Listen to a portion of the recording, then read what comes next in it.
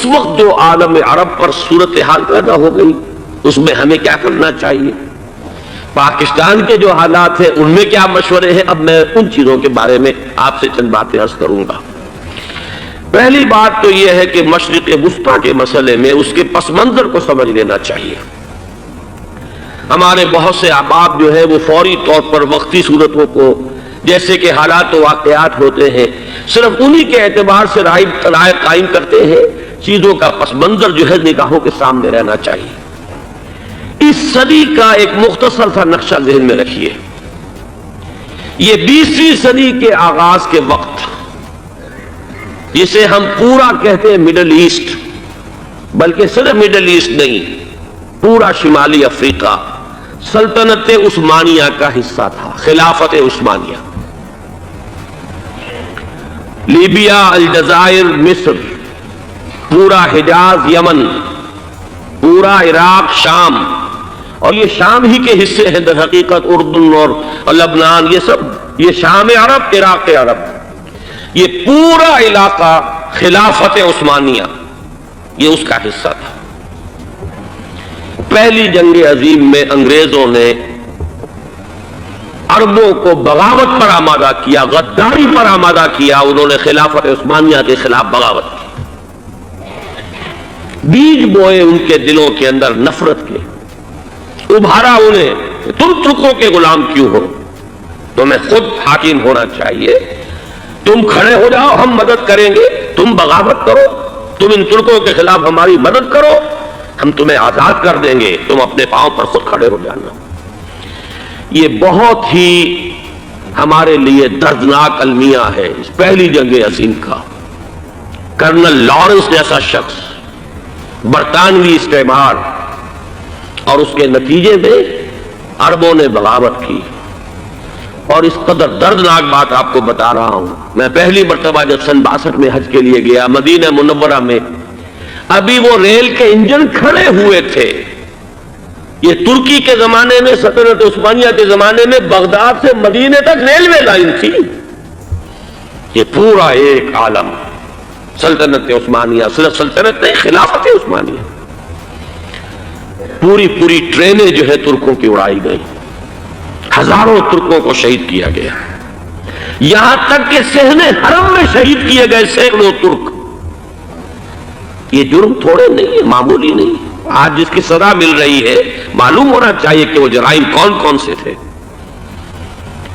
اب بھی جو لوگ گئے ہیں انہوں نے دیکھا ہوگا ترکی کا قلعہ موجود ہے اوپر پہاڑی کے اوپر، حرم کا جو سب سے بڑا دروازہ ہے باب ملک عبد العزیز، اس کے سامنے ایک لائبریری ہوتی تھی، اب تو غالباً وہ بھی گرا دی گئی ہے، اس کے پیچھے پہاڑی پر ترکوں کا قلعہ ہے پرانا، اس پر توپیں موجود تھیں۔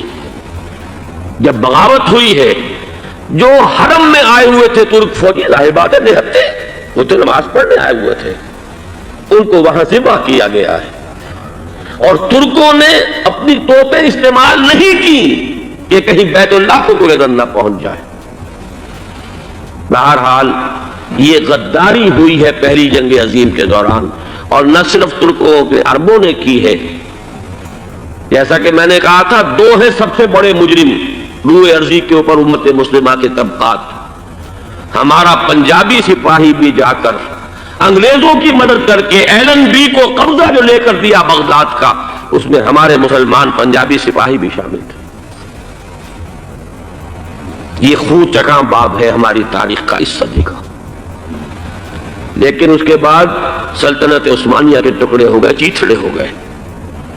ایک انگریز نے لکھا ہے یہ جملہ، زہر میں بجھا ہوا جملہ، کہ تاریخ میں یہ بات ثبت ہو جائے گی کہ ایک انگریز نے اس سلطنت کے ٹکڑے کر دیے کہ جو عمر فاروق نے قائم کی تھی رضی اللہ تعالیٰ عنہ۔ یہ پورا عالم، یہ تمام علاقہ کس نے فتح کیا تھا؟ یہ بات ہاتھ بدل گئے تھے، پھر ترک آ گئے، خلافت عثمانیوں کے پاس چلی گئی، لیکن یہ سلطنت تو حضرت عمر رضی اللہ تعالیٰ عنہ کے زمانے سے چلی آ رہی تھی۔ اس کو ایک انگریز کرنل نے، اور اس نے بغاوت پہ آمادہ کر کے عربوں کو اور ترکوں کے پیٹھ میں چھرا گھپوا کر ان کے ذریعے سے اور ٹکڑے کر دیے۔ لیکن جب جنگ ختم ہوئی اب انہوں نے کہا کہ اب ہمیں آزادی دیجیے، تو اب انہیں معلوم ہوا کہ غداروں کو دنیا میں کیا ملتا ہے. ٹکڑے کر دیے گئے. یہ حصہ عراق یہ انگریز کے پاس رہے گا، شام کا یہ علاقہ یہ فرانسیسیوں کے پاس رہے گا، مصر پر انگریزوں کا تسلط رہے گا، لیبیا اطالویوں کے پاس رہے گا. لے دے کر یہ جو علاقہ تھا حجاز، کیونکہ وہاں کچھ تھا ہی نہیں، بوادٍ غیر ذی زرع، یہ عربوں کے پاس چھوڑ دیا گیا. اس وقت جو بادشاہ ہیں شاہ حسین اردن کے، ان کے دادا سب سے بڑے غدار وہی تھے، لہذا ان کو اس علاقے کی بادشاہت دے دی گئی. اس کے بعد نجد سے ایک تحریک اٹھی ہے، وہ سعودی جو خاندان ہے وہ نجد سے اٹھا. نجد میں اس وقت کچھ بھی نہیں تھا، وہ تو صرف ریت کے تودے تھے اور کچھ بھی نہیں، لہذا ادھر کسی استعماری قوت کو دیکھنے کی ضرورت ہی نہیں تھی. وہ تو بعد میں تیل برآمد ہوا، اس کی حیثیت ہو گئی، اور یہ امارات کا علاقہ جو ہے اس کی دنیا میں اب گویا کہ یوں سمجھیے کہ جو سب سے زیادہ اہم علاقے ہو سکتے ہیں روئے ارضی کے نقشے پر، ان میں سے ایک وہ ہو گیا. لیکن یہ اس وقت کی بات میں کر رہا ہوں، کوئی حیثیت نہیں تھی، لہذا اس کو چھوڑ دیا گیا. یہ ہے تاریخی پس منظر، یہ لکیریں جو کھینچی گئی ہیں. یہ ایک ملت اسلامیہ کو جو قومیتوں میں تقسیم کیا گیا، پھر نعرے لگوائے گئے المصر للمصریین الشام للشامیین. اب شامی ایک علیحدہ قوم ہو چکے ہیں، مصری ایک علیحدہ قوم ہو چکے ہیں، عراقی ایک علیحدہ قوم ہو چکے ہیں. یہ ساری تقسیمیں استعمار کی پیدا کرنا ہے، اس کا کوئی تعلق اسلام کے ساتھ نہیں. اب ضرورت تو اس بات کی تھی کہ استعمار کے پنجے جب یہاں سے کچھ ہٹے. دوسری جنگ عظیم کے بعد ایک دور آیا، امریکہ ابھرا ہے دنیا کی عالمی سطح پر سیاست میں. اس کے ہاں کچھ آزادی کے تصورات تھے، اس نے بھی سپورٹ کیا. برطانیہ کمزور ہو چکا تھا، وہ اتنے بڑے علاقے کو ہولڈ نہیں کر سکتا تھا. ہندوستان بھی آزاد ہوا، پھر یہ کہ اور دوسرے علاقوں سے بھی اس کو پسپائی اختیار کرنی پڑی. استعمار کے پنجے جس طرح بھی ہوئے ان کے سینوں سے، عربوں کے سینوں سے جو ہے گویا کہ وہ ہٹے.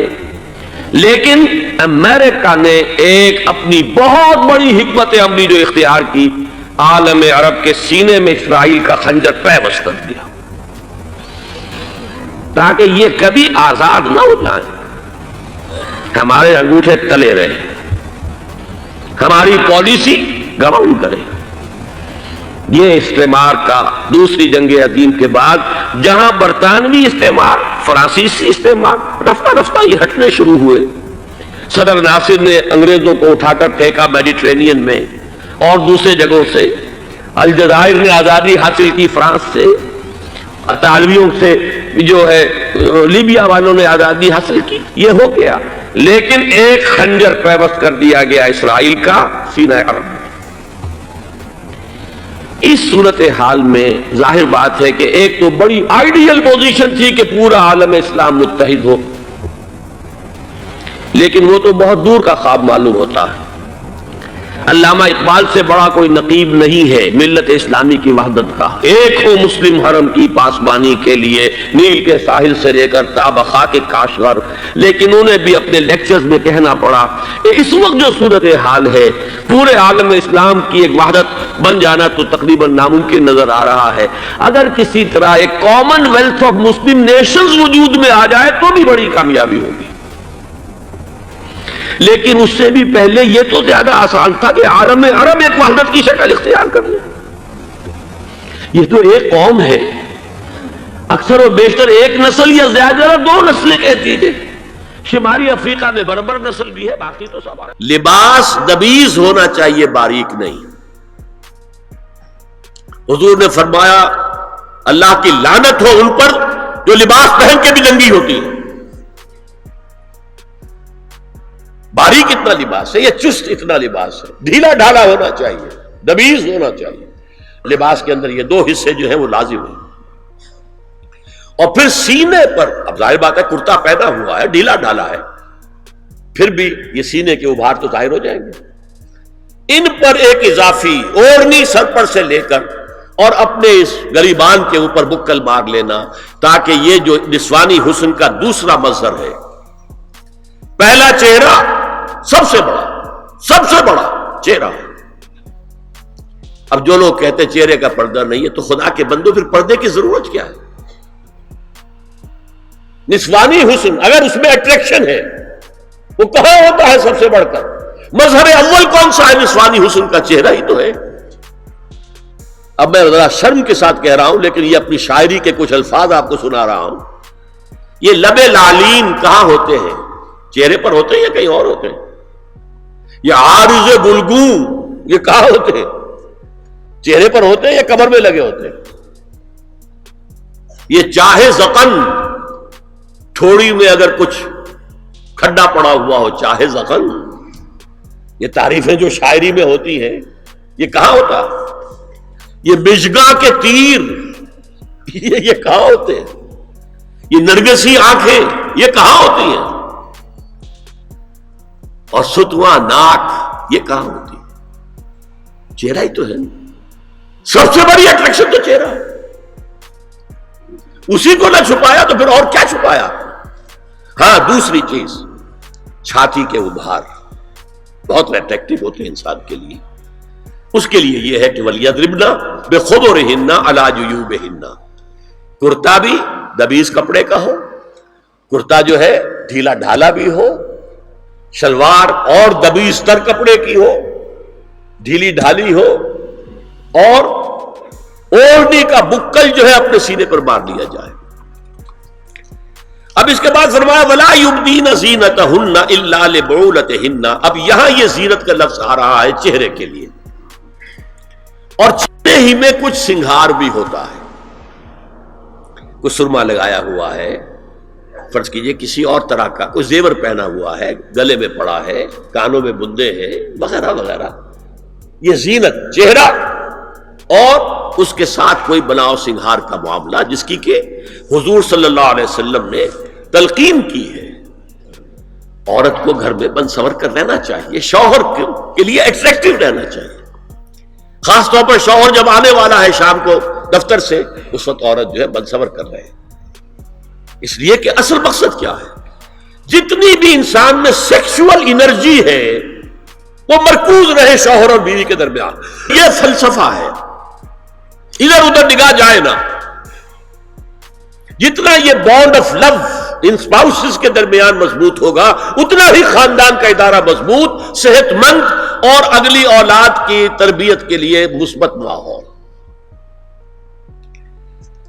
اب ان کے لیے کہا گیا کہ چہرے کی زینت، اور چہرے کے اوپر اگر کوئی بناؤ سنگھار ہے، زیور ہے، تو اس کی زینت نہ ظاہر کریں، مگر اب یہ یہاں تفصیلی آئی ہے جو محرم ہیں ان کی تفصیل، اور میں بیان کر چکا ہوں محرم وہی ہے صرف جن سے کبھی کسی حال میں شادی نہیں ہو سکتی، بھائی سے کسی حال میں شادی نہیں ہو سکتی، باپ سے، دادا سے، چچا سے کسی حال میں شادی نہیں ہو سکتی، ماموں سے کسی حال میں شادی نہیں ہو سکتی۔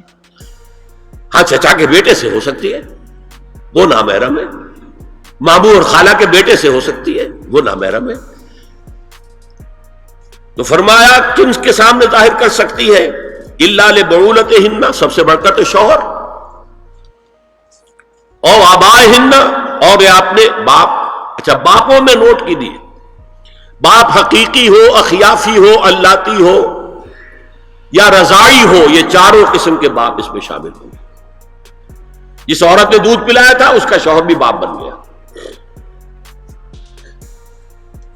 اور آبائے بعولتہن، اپنے شوہروں کے باپ، یا ابنائہن، ان کے اپنے بیٹے، بیٹوں میں بھی آئیں گے چاروں، اللاتی، اخیافی، عینی اور رضاعی۔ او ابنائے بعولتہن، اور اپنے شوہروں کے بیٹے، ہو سکتا ہے شوہروں کی اور بیویاں بھی ہوں تو ان کے بیٹے بھی، جو ستیلے بیٹے ہیں وہ بھی محرم ہیں، ان سے کسی شکل میں کبھی شادی نہیں ہو سکتی۔ او اخوانہن، یا ان کے بھائی، او ابنائہن، یا اپنے بیٹے، او ابنائے بعولتہن، یا اپنے شوہروں کے بیٹے، او اخوانہن، یا اپنے بھائی، او بنی اخوانہن، یا اپنے بھائیوں کے بیٹے، او بنی اخواتہن، اپنا بھتیجا، شوہر کا بھتیجا نہیں، اپنا بھتیجا محرم ہے، اپنا بھانجا محرم ہے، شوہر کا بھانجا محرم نہیں ہے۔ او نسائہن، یا ان کی عورتیں، اپنی عورتیں، جان پہچان کی عورتیں. ہر عورت بھی محرم نہیں ہے، نوٹ کر لیجئے. نسائہن، عورتیں بڑی بڑی قطامائیں ہوتی ہیں، وہ کیا کیا فتنے اٹھاتی ہیں، آتی ہیں گھروں کے اندر، کیا ذریعہ بنتی ہے پھر پیغام رسانی کا، اور خرابی پیدا کرتی ہیں. اور اس میں کمال ہے جو مجھے واقعہ سنایا پروفیسر یوسف سلیم چشتی مرحوم نے سر سید احمد خان کے بارے میں. اب وہ زمانہ یاد کیجیے سر سید کا، ابھی انگریزی حکومت باقاعدہ جو ہے وہ ملکہ وکٹوریہ کی شروع ہوئی ہے. روب کتنا ہے انگریز کا. اور لیفٹیننٹ گورنر جو ہے یو پی کا، وہ کہتا ہے سر سید احمد خان سے کہ ہماری میری بیگم آپ کے اہلیہ سے، آپ کے گھر والیوں سے ملنا چاہتی ہے.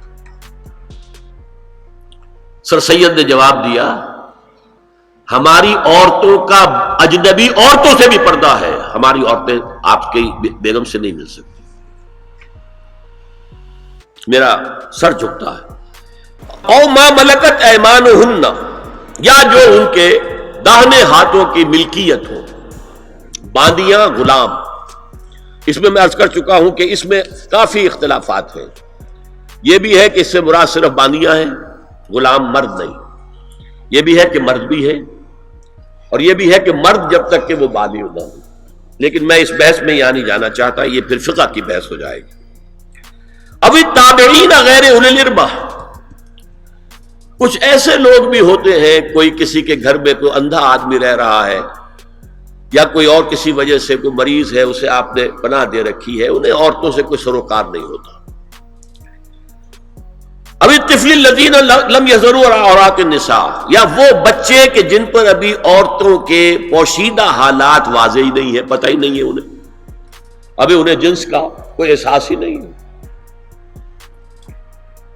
یہ ہے فہرست جو دی گئی ہے کہ جن کے سامنے عورت کھلے چہرے کے ساتھ اور اپنی جو اضافی زینت بھی ہو، کوئی زیور وغیرہ یا کوئی بھی سرما وغیرہ ڈالا ہوا ہے یا کوئی سرخی کوئی لگائی ہے معمولی سی، تو اس کے ساتھ آ سکتی ہے.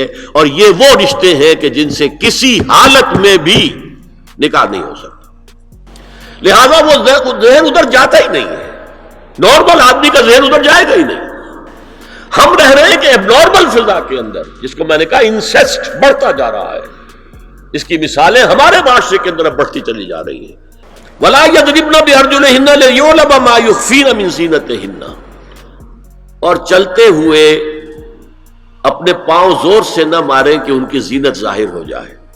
اگر کوئی پازیب پہنی ہوئی ہے، کوئی جھنجھنو وغیرہ ہے، تو اب اگر پاؤں مار کر چلے گی تو خام خواہ ذہن جائے گا بیٹھے ہوئے کا کہ کوئی خاتون جا رہی ہے. پلٹیں گے، دیکھیں گے، نگاہ دیں گے. یہاں تک اس کے علاوہ یہ بھی ہے، تعطر کے بارے میں فرمایا ہے کہ اگر عطر لگا کر کوئی عورت گھر سے نکلی ہے، اذا استعارت المرأة فمرت على القوم ليجدوا ريحها فهي كذا وكذا قال قولا شديدا. یہ ابو داؤد کی روایت، حضور نے فرمایا جب کوئی عورت عطر لگا کر، خوشبو لگا کر نکلتی ہے کہ لوگ اس کی خوشبو سونگیں یا اس پر مطلع ہو جائیں تو ایسی ہے، ایسی ہے. بہت سخت الفاظ حضور نے استعمال کیے کہ جس کو راوی نے نقل نہیں کیا.